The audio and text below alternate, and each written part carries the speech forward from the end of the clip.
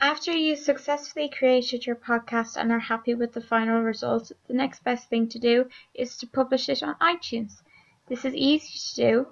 So first of all, this is the home page of PodOmatic. So go to Publish, Podcast, and click on Manage.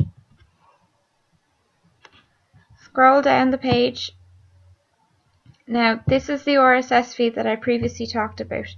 This is important for iTunes, so we're going to click on it, and then we're going to copy it. So now open up iTunes. If you don't have iTunes, I suggest you download it. So here is iTunes. Now we're going to left click on File, go down to OpenStream. Now we're going to paste in the URL that we've just copied, which is the RSS feed from PodOmatic. So click OK. Now in a few seconds this should bring up this screen, except with your own name and the own podcast that you've submitted. Now this would come up only on your iTunes account yourself. So if you want to publish it on the store for other people to download, click iTunes Store. Just as a side note, I am dealing with and working with a very new version of iTunes, so just don't worry if it looks slightly different for you. Okay, so now on the iTunes Store, make sure that you're in the podcast section.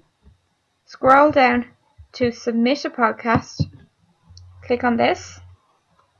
Now, you're going to put in your podcast feed URL. So we're going to right click, paste. So that should be your own RSS feed there.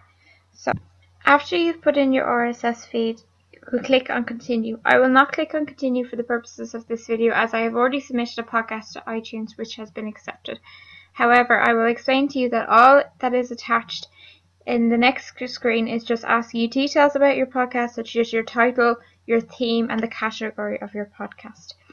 When you submit your podcast to iTunes, it does take a few days to be accepted and approved. So I will show you two images. This is the first image of an email that I got sent to say that my podcast has been successfully added but is now under review, which I got received a day after I had submitted the podcast to iTunes. And then the next email, this is the email that was sent another 2 days later, making it a total of 4 days before I got my podcast submitted. This is telling me successfully that my podcast will be on the store within a few hours, and this is the URL that I can find it. So after all that, if you go back to the store and search my name, it will come up with the podcasts that I have uploaded to iTunes, and anybody can download them, which is what exactly you can do with being able to create a podcast on PodOmatic and then submitting to iTunes.